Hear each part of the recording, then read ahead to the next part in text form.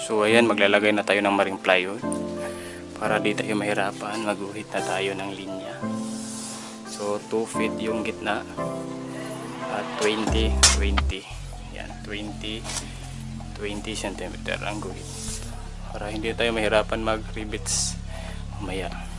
So magkakat muna tayo ng konti dito. So ilalagay natin mamaya. Dito banda, ayan, ginawa kong style dito, pinutol ko yung plywood. So hindi ko binuo kasi mahihirapan tayo dahil sa kanto. Yan, so, nakikita nyo, nilagyan ko ng faring para dyan dumugtong yung ating putol na plywood. So ito ang style na, pwede nyo namang hindi ikat yung gilid, pero mas maganda ito para hindi lumubo ang ating plywood. So ganito lang ang paglagay niya. Yan, so ilalagay ko ngayon.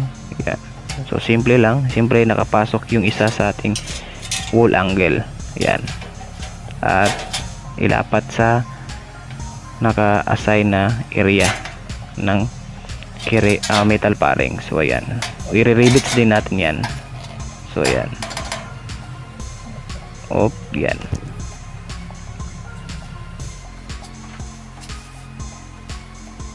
Isang buong plywood sa gitna, ayan, sa may gilid yung specific na size. Yan, so pinutol ko dyan dahil dyan sa kanto, sa mga poste, para in case na mag-retouch tayo, ayan, hindi tayo mahihirapan. Ngayon maglalagay na ako ng plywood, isang buong plywood.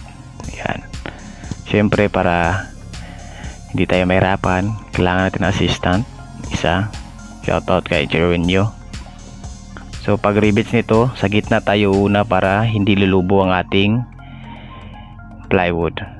Pagkatapos sa gitna ma-rivets lahat, yung gilid naman. So syempre yung gilid ay sa isang paring kalahati lang yung makakover niya, para kapag magdugtong na tayo sa kabila ng plywood, so mayroon pa siyang makakabitan o maririvets natin. So yan, simple lang yung ating paglagay, o simple lang ating plywood, hindi na yung hardiplex. Mas mabigat yun at mas mahal. Yan, so pwede nyong gayahin ito sa kwarto nyo, o mag-practice kayo sa mga kwarto nyo na kadalasan namang kwarto natin maliliit lang, so konting magagastos lang natin.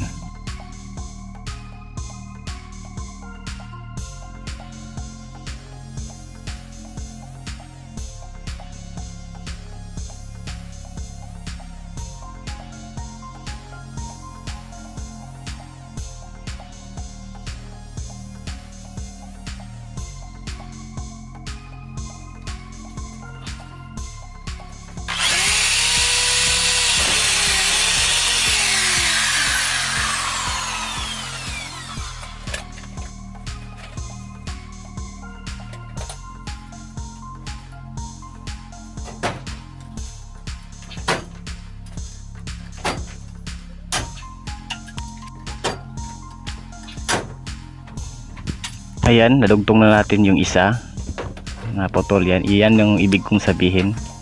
Yan, so para hindi tayo mahirapan dyan sa may poste o kanto-kanto, para mag-cut tayo, mas madali siyang ikabit ulit. So sa nakikita nyo ngayon, yan, yung awang, kung magpipintura kayo, kung anong kapal ng plywood, yun din yung space nya. Yan, 1/4. Pero sa style na ito, hindi ako magpipintura, maglalagay ng wallpaper or self adhesive na wallpaper. So hindi na kailangan na sakto dyan, kasi matatakpan naman ng wallpaper. So ilalagay natin yan ng buong wallpaper sa next video natin, para makita natin yung result kapag ang wallpaper ang gagamitin natin. Yan, matapos na natin ang paggawa ng ceiling or kisame. So mag-review tayo. So ang ginamit natin ay metal faring. Ang haba ay 16 feet. Carrying channel, ang haba ay 16 feet. Wall angle, ang haba ay 8 feet.